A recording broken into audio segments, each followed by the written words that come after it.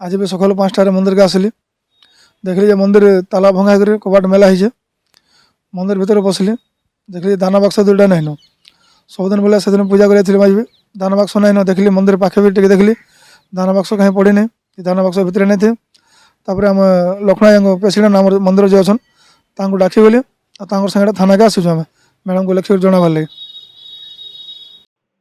गोटे राति चारि चारि गोटी स्थान रे चोरी घटना सामना को आसी तबे चोर माने तीनोटी स्थान रे चोरी करिबारे सफल होइथिबा बेले आउ गोटे स्थान रे ताला भांगी देइथिले भी चोरी करि पारि नाहंती।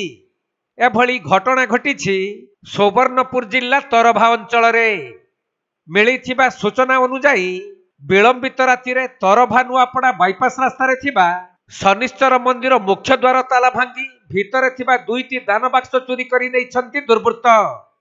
सेहीपरि बड़बंध पोखरी पार्श्व थिबा धबलेश्वर शिव मंदिर ताला भांगी दान बाक्स खोली चोरी करि नेइथिबा बेले तरभा ब्लॉक सम्मुखरे थिबा जने दिव्यांगक दुकानरू विभिन्न सामग्री एवं ड्र रे थिबा नगद टंका चोरी करि नेइछंती।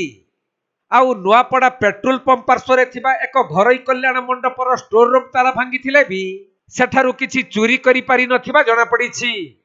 तेणु एही सबु चोरी घटना बाबदरे तरभा थाना रे अभियोग हेबा परे पुलिस एहार तदंत आरंभ करिथिबा बेले गोटिए राति रे चारि चारि गोटी स्थान रे चोरी घटना को नै साधारण रे पुलिस रो कार्यदक्षता उपरे प्रश्न उठिछि।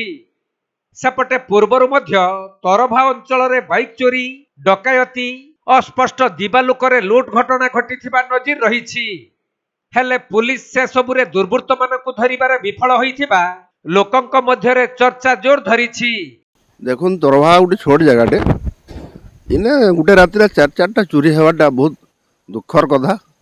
पुलिस बहुत निष्क्रिय रोचे विगत दिन रे राहजानी भी होइछे दुई तीन जगह पुलिस टाके तत्पर रहबार कथा। ये असामाजिक कार्य जो वृद्धि पाउछि मानकु सामाजिक लोक मानकु जबत करबार कथा। तापर यही लोक ये पुलिस उपर भरसा करबे आस्ते आस्ते पुलिस उपर तरभा पुलिस उपर लोक भरसा टूटी जाउछि।